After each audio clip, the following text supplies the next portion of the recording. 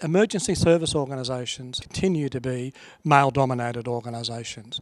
They operate on a command structure that's often military-like in its formation, very hierarchical. It's been historically thought of as men's territory, and men get paid to hold jobs for long periods of time to occasionally respond to a disaster. The way in which disasters are managed then tends to reproduce and reflect the more patriarchal forms of organisation.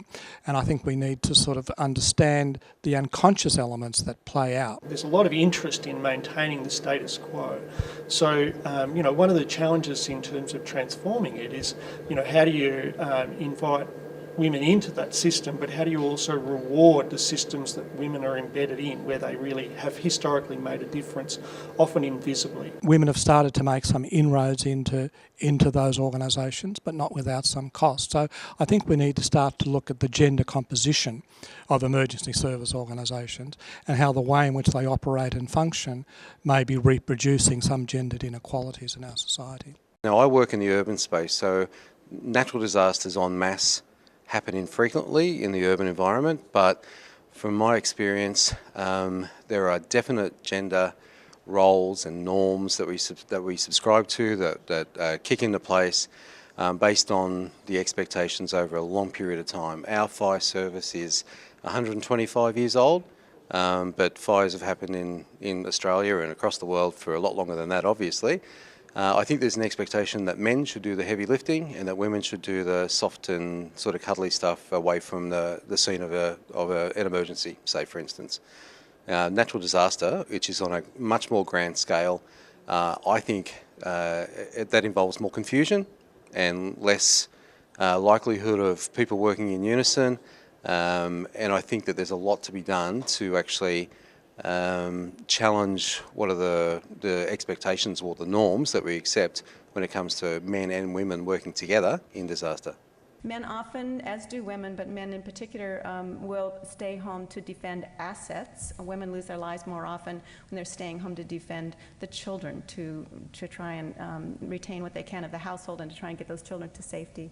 But men are more likely, this is just internationally as a generalization again, to stay home and not evacuate as quickly or to put their own lives on the line in order to defend the livelihood, assets and resources that are essential for that family. The capacity for a disaster's aftermath to send things back to 20 or 30 years so that people are operating in really stereotypical gender roles, so that opportunity for men to be more active in caring roles and the opportunity for women to be more active in non-traditional female roles is lost. There clearly are rewards, but there are costs as well. Because in living up to those expectations, it means that men have to close down their own vulnerability, their own emotions. We know from the experiences of men who've been interviewed, but by yourself and Deborah, how the men were unable to talk about their experiences because to do so would mean that they would lose their status and prestige in some way. They may not be approached and asked to be involved in the future. So there are costs for men as well as benefits and privileges, I think.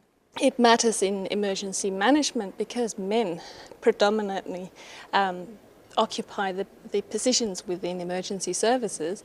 They are more often than women the ones that hold the more senior positions, and therefore they are more likely to have a direct say in policy. They're more directly